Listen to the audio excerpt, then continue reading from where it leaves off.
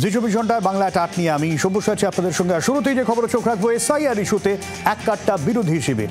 দিল্লিতে নির্বাচন কমিশন দপ্তর পর্যন্ত মিছিল, বিরোধীদের জাতীয় সঙ্গীতকে মিছিল শুরু করেন সাংসদরা। তৃণমূল সাংসদের হাতে বাংলায় লেখা প্ল্যাকার্ড, বুকে ব্যাজ।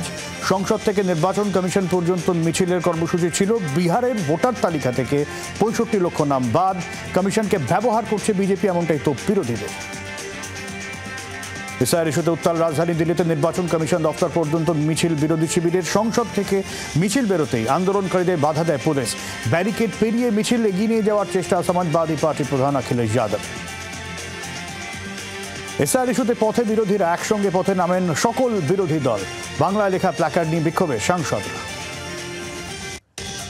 শওকতে নিশানা আইএসএফ 2026-এর আগে বিস্ফোরক শওকত মোল্লা। আগুন নিয়ে খেলা করবেন না, অনেকে প্রাণ হারিয়েছে, হিসাবটা লিখে রাখুন। 26-এর পর সুদে আসলে মিটিয়ে দেওয়া হবে। ভাঙড়ের পাগলাহাট মাঠে প্রতিবাদ সভা থেকে হুঙ্কার শওকত মোল্লা।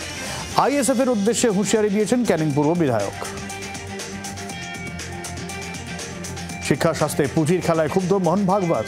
শিক্ষা স্বাস্থ্যে খরচ বৃদ্ধি নিয়ে সরব হয়েছেন আরএসএস প্রধান। আজকের দিনে শিক্ষা ও স্বাস্থ্য নাগালের বাইরে চলে যাচ্ছে, সাধারণ মানুষের আর্থিক সামর্থ্যেরও বাইরে।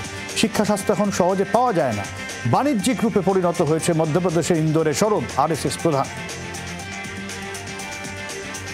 বিপ্লবী ক্ষুদিরাম বসুর ওপর ভাষা সন্ত্রাসের অভিযোগ। ক্ষুদিরাম বসুর প্রয়াণ দিবসে মুখ্যমন্ত্রী পোস্টে তিনি লিখেছেন, সম্প্রতি হিন্দি ছবিতে বিপ্লবী ক্ষুদিরামকে সিং বলা হয়েছে।